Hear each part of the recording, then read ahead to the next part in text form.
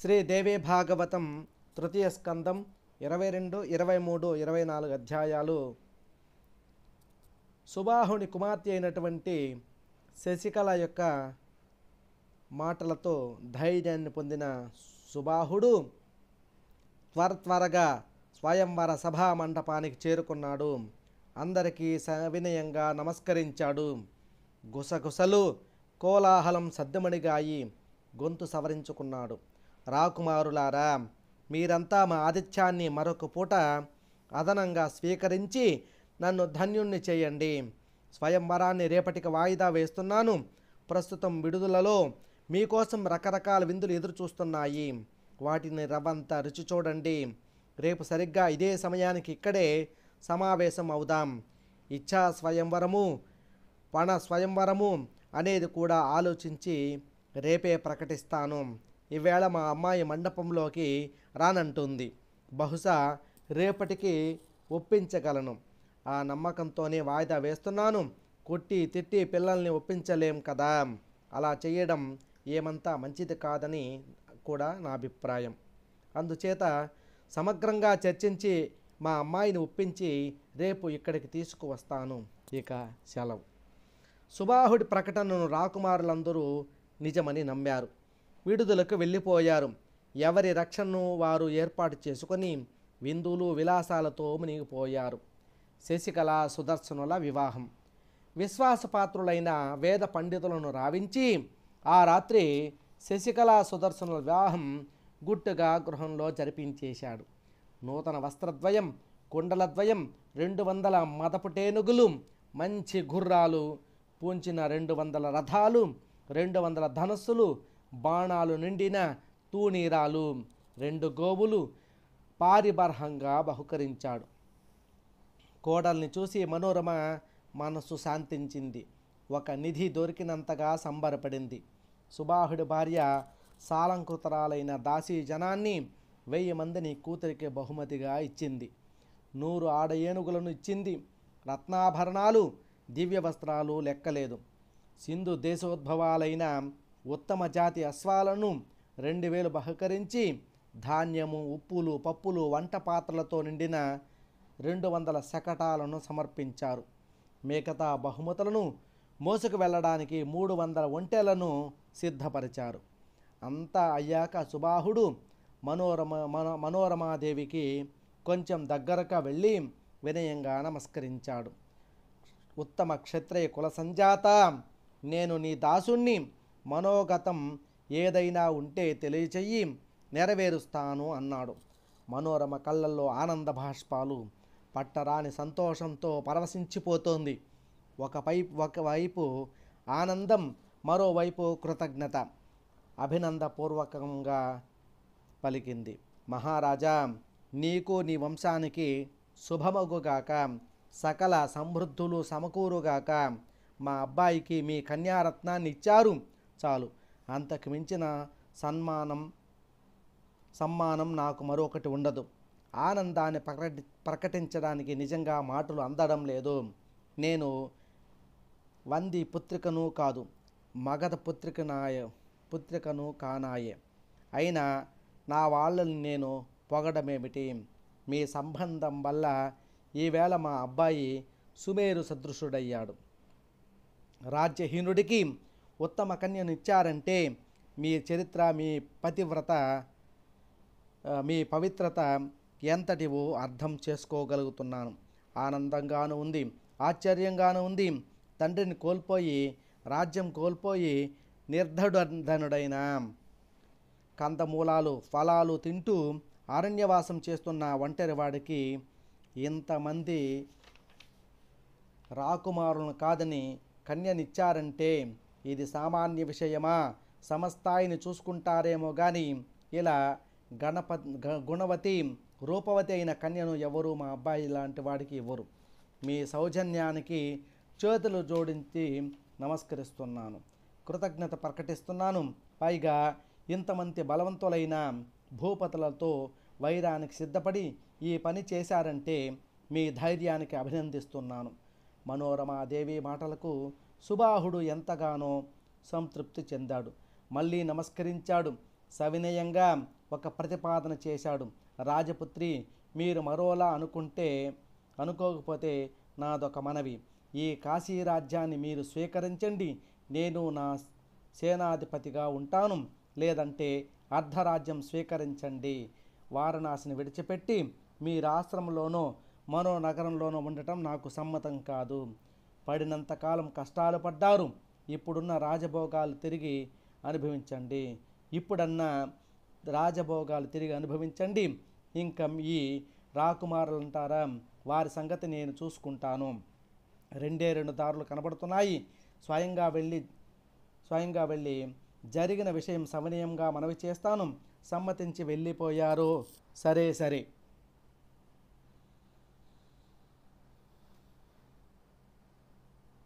కాదని కాలు దువ్వితే యుద్ధం చేస్తాను, తప్పదు కదా మరి. జయాపజయాలు దైవాధీనాలు. నేను చేసింది ధర్మం అనుకుంటారో అధర్మం అనుకుంటారో వారి ఇష్టం. వారి ఆలోచన ఎటు సాగుతాయో కనీసం కొందరైనా సమ్మతించి వెళ్ళిపోతారు అనుకుంటున్నాను. చూద్దాం ఏమి జరుగుతుందో. ఈ మాటలకు మనోరమాదేవి మరింత ప్రసన్నురాలయ్యింది. ధైర్యం చెప్పింది. మహారాజా, అధైర్యపడకు, జగదంబికను ధ్యానించు. ఆది పరాశక్తి భక్తులకు అపచయం ఉండదు. నీకు నీ రాజ్యానికి ఏ ప్రమాదము రాదు, అంతా సుఖాంతమే అవుతుంది. మా అబ్బాయి త్వరలోనే అయోధ్య సింహాసనం అధిష్ఠిస్తాడు. నీ రాజ్యం నువ్వు హాయిగా పాలించుకో. ఆశ్రమవాసం మాకి కట్టే కాలం ఉండదు. మా రాజ్యం మాకు దక్కుతుంది. భోగభాగ్యాలు అనుభవిస్తాం. పరమాంబికను ధ్యానిస్తున్నాను. ఏ చింత లేదు. మాకు సెలవియ్యి, మరి మేము బయలుదేరుతామంది. అంతలోకి తెల్లారింది. ఎంత గుట్టుగా జరిపినా శశికళ సుదర్శనుల వివాహ వార్త రాకుమారులకు తెలిసిపోయింది. అందరూ విడిది గృహాలు విడిచిపెట్టి కాశీనగర ముఖద్వారం దాటి వెలుపల మఖాం వేశారు. సుబాహుడు చేసినది సమంజసమే అనిపించిన వారు కొందరు వెళ్ళిపోగా, మిగిలిన వారు అవమానంగా భావించి ప్రతీకారం ఎలా తీర్చుకుందామా అని చర్చించుకుంటున్నారు. సుబాహుణ్ణి సుదర్శనుని సంహరించి శశికళను అపహరించుకొని పోదామనే దురాచరణలో ఉన్నారు. రాజధానిలో మంగళ తూర్యారావాలు, మృదంగ ధ్వనులు, సన్నాయి మోతలు మిన్నుముట్టాయి. యథాజిత్తు శత్రుజిత్తు ప్రభుతులకు క్రోధం తారాస్థాయికి చేరుకుంది. సుబాహుడు సృహోజ్జనులతో కలిసి వీరి దగ్గరకు వచ్చాడు. రాజులు ముఖాలు బిగించుకుని మౌనంగా నిలబడ్డారు. అందరికీ నమస్కరించి సుబాహుడు, క్షత్రియ వంశులారా, సహృదయులారా, దయామయులారా, నగరంలోకి దయచేయండి. హితమో అహితమో తెలిసి కానీ మా అమ్మాయి సుదర్శన్ని వివాహం ఆడింది. కోపించకండి, ఉపశమించండి. ఇచ్చా స్వయంవరం కదా, సుదర్శనుణ్ణి వరించాను, మరెవ్వరిని వరించను అన్నప్పుడు అంగీకరించి వివాహం జరపడం నా ధర్మం కదా, జరిపించాను. మీరంతా వచ్చి పెళ్లి భోజనం చేసి వెళ్ళండి అన్నాడు. సుబాహ, చాలా గొప్ప పని చేశావు, సంతోషం. ఇక నువ్వు దయ చేయవచ్చు. చేయవలసిన పెళ్లి పనులు ఇంకా చాలా ఉండి ఉంటాయి, చూసుకో, వెళ్ళు. మా నగరాలకు మేము పోతాం అన్నారు ఆ రాకుమారుడు. వీళ్ళ పన్నాంగం ఏమిటో, ఏమి చేస్తారో అని శంకిస్తూ సుబాహుడు నగరంలోకి తిరిగి వచ్చేశాడు. యథాజిత్తు నాయకత్వంలో కూడబల్కొని సేనా సమేతులైన రాకుమారులు శశికళా సుదర్శనులు భరద్వాజాశ్రమానికి తిరిగి వెళ్ళే దారిలో కాపలా వేశారు. సుదర్శనుని మనోరమను చంపాలి, శశికళను అపహరించాలి. అది వీరి లక్ష్యం. లేకపోతే వీడి కూతురు పెళ్లి చూసి వెళ్ళడానిక వచ్చామా? అలా వెడితే మన పరవేమి కాను. సొంత రాజ్యంలో ఇంక తల ఎత్తుకోగలమా? ఇవే వారి ఆలోచనల. శ్రీదేవి భాగవతం తృతీయ స్కందం 21వ అధ్యాయం సమాప్తః. ఆ ముచ్చట ఈ ముచ్చట పేరు చెప్పి 6 రోజుల పాటు శశికళ సుదర్శనులను రాజధానిలోనే ఉంచేశాడు సుబాహుడు. అప్పటికి చారుల ద్వారా యథాజిత్ ప్రభృతులు పన్నుగడ తెలిసింది. చతురంగ బలాలను తోడు ఇచ్చి శశికళ సుదర్శనులను మనోరమాదేవిని సాగనంపాడు. వెనుకగా తాను మరింత సైన్యంతో కదిలాడు. సుదర్శన యథాజిత్తుల యుద్ధం. సుదర్శని రథం వేగం పరుగులు తీస్తోంది. కొంత దూరం వెళ్ళేసరికి శత్రు సైన్యాలు అడ్డగించాయి.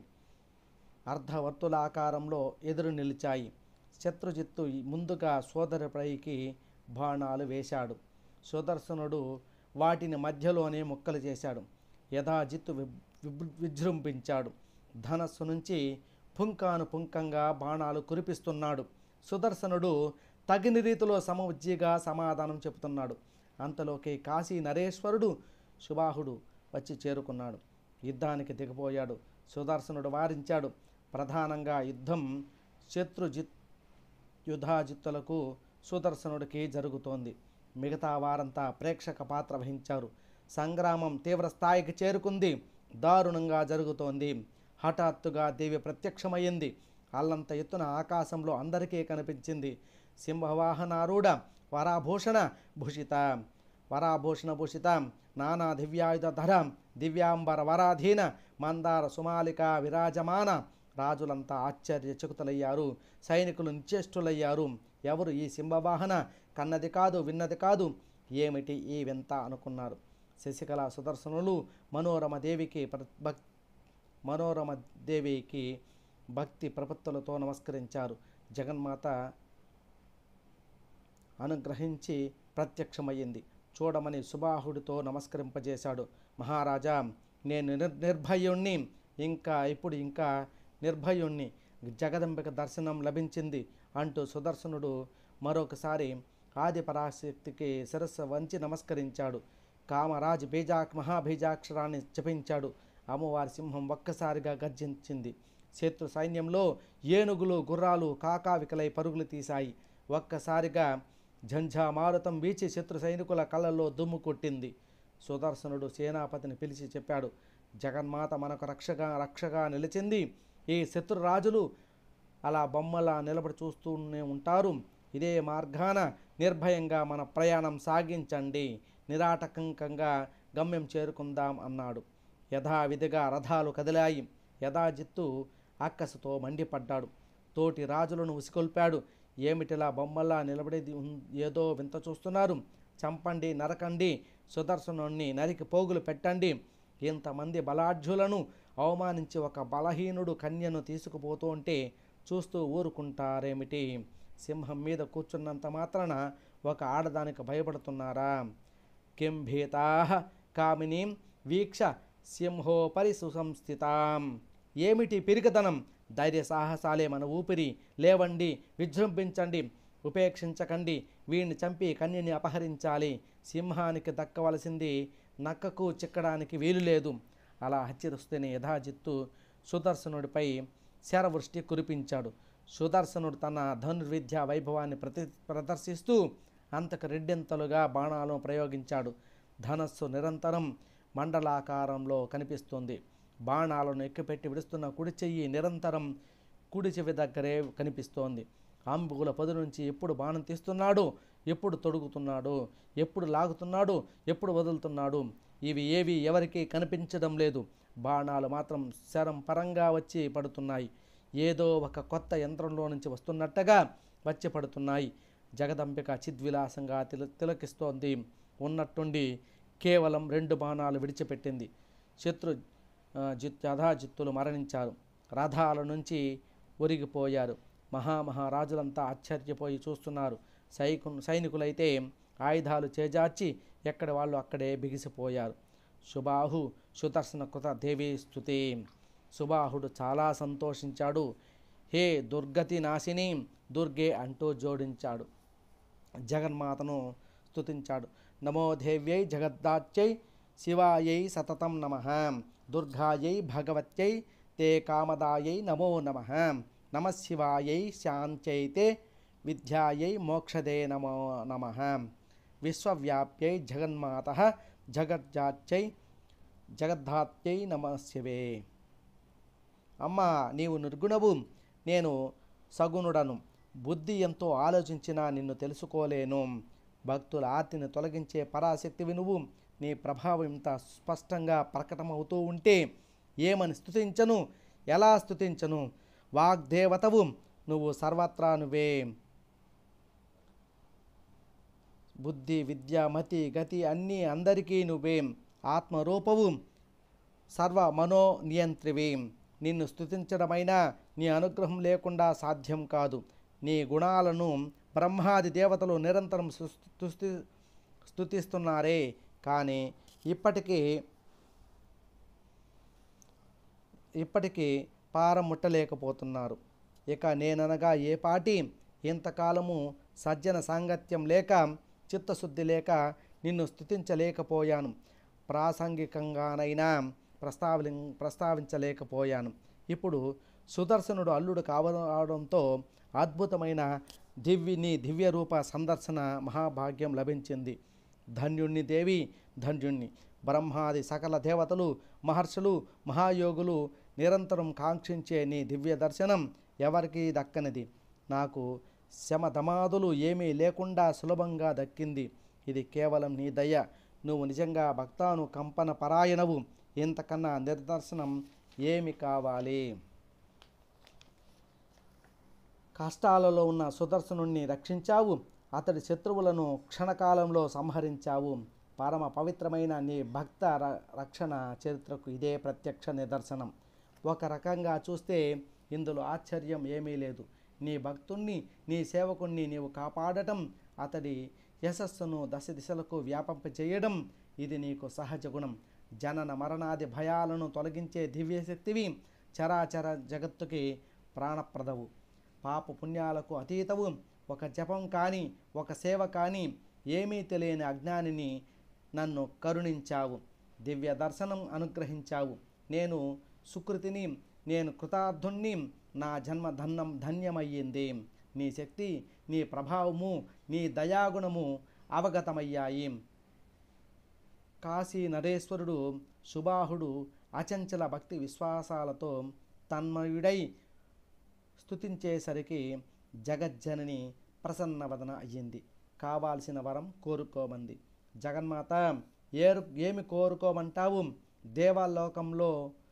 దేవలోకంతో సహా సకల భూమండలాన్ని ఒకవైపు ఉంచి నీ దివ్య దర్శనం మరొక వైపు ఉంచితే అవి రెండూ సమానం కావు. ముల్లోకాలను నీ దర్శనానికి సాటి వచ్చేది లేదు. అలాంటి దర్శనాన్ని అనుగ్రహించి కృతార్థుణ్ణి చేశావు. ఇంతకన్నా ఏమి వరం కావాలి తల్లి? అయినా కోరుకోమన్నాక కోరుకోవాలి కనుక అభ్యర్థిస్తున్నాను. నీ పట్ల నా భక్తి నిశ్చలంగా నిరంతరంగా ఉండేట అనుగ్రహించు. మా నగరంలో నువ్వు ఎల్లప్పుడూ స్థిర నివాసం ఉండాలి. దుర్గాదేవి పేరుతో నిలచి నన్ను, నా వంశాన్ని, నా ప్రజలను, నా రాజ్యాన్ని సర్వదా సుదర్శనుని రక్షించినట్టే రక్షిస్తూ ఉండు తల్లి. కాశీ పట్టణం ఉన్నంతకాలము నీ రక్షణ ఉండాలి. నువ్వు కాపురం ఉండాలి. ఇంతకన్నా నేనేమి కోరుకోను. సకల శుభాలను కలిగించు, శత్రువులను సంహరించు, అభద్రతలను తొలగించు. జనమేజయ, సుబాహుడి అభ్యర్థనను జగన్మాత సరేనంది. భూమండలం ఉన్నంత వరకు ముక్తి పట్టణం కాశీలో తాను స్థిర నివాసం ఉంటానంది. అప్పుడు సుదర్శనుడు కూడా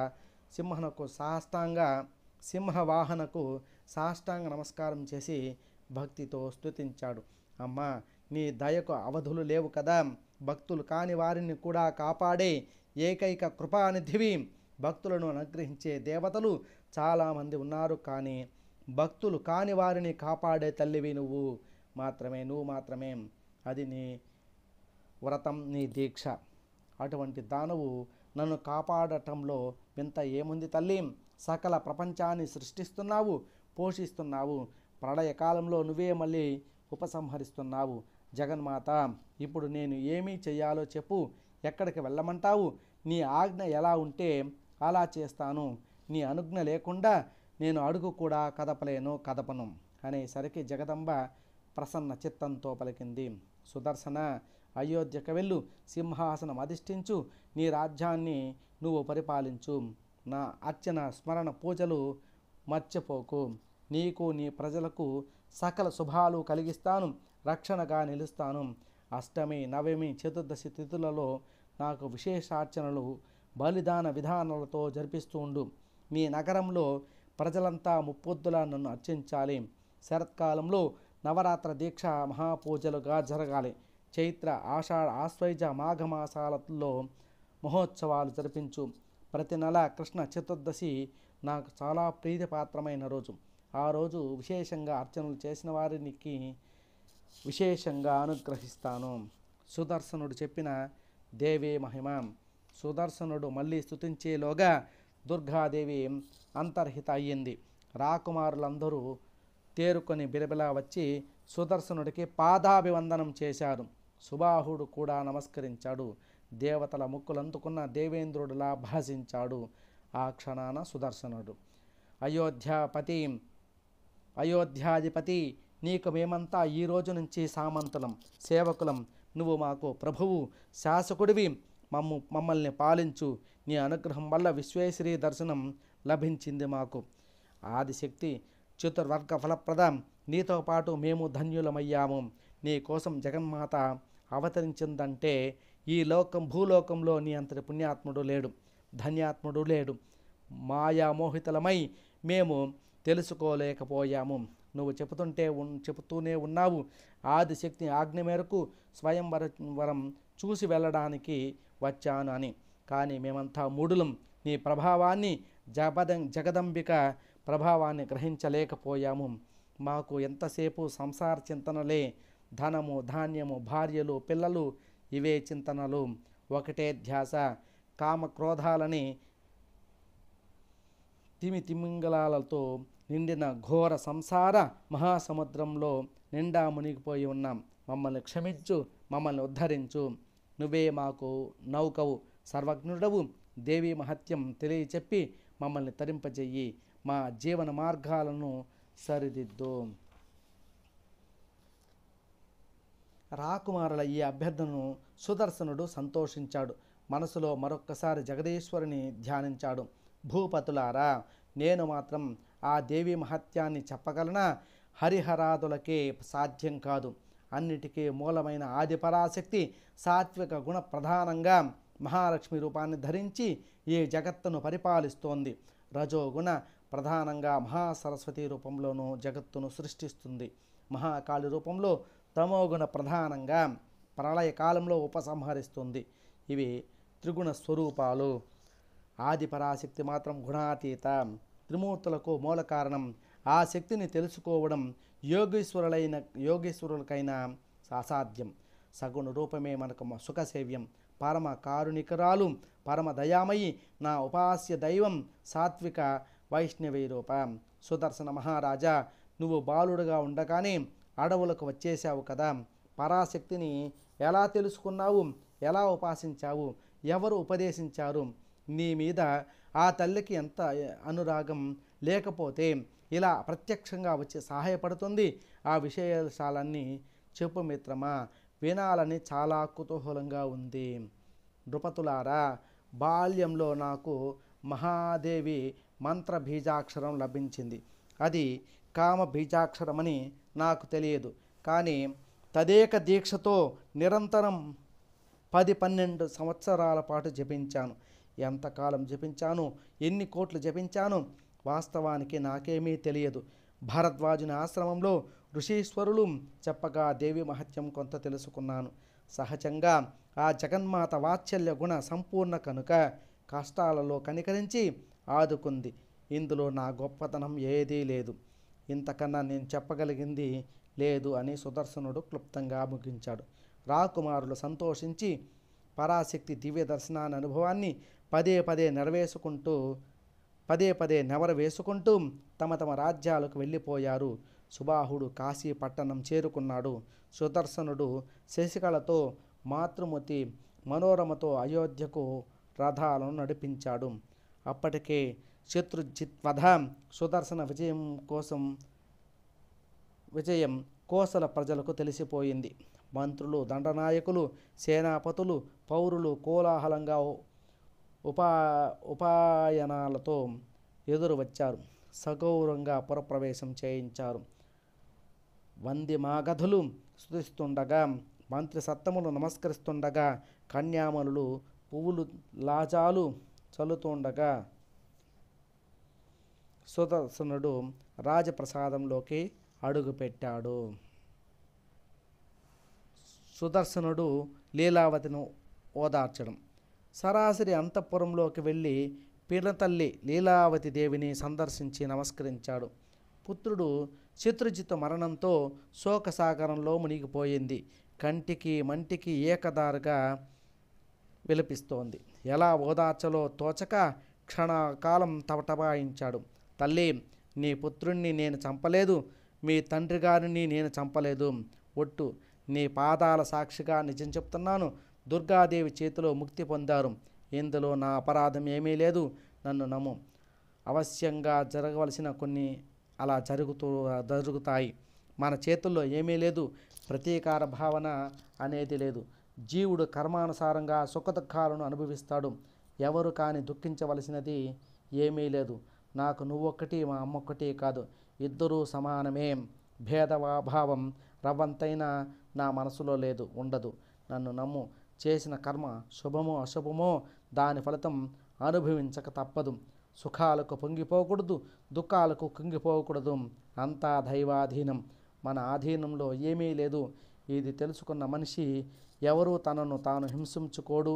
చెక్క బొమ్మ ఆడించినట్టుగా ఎలా ఆడుతుందో అలాగే జీవుడు చేసుకున్న కర్మను బట్టి ఆడుతూ ఉంటాడు.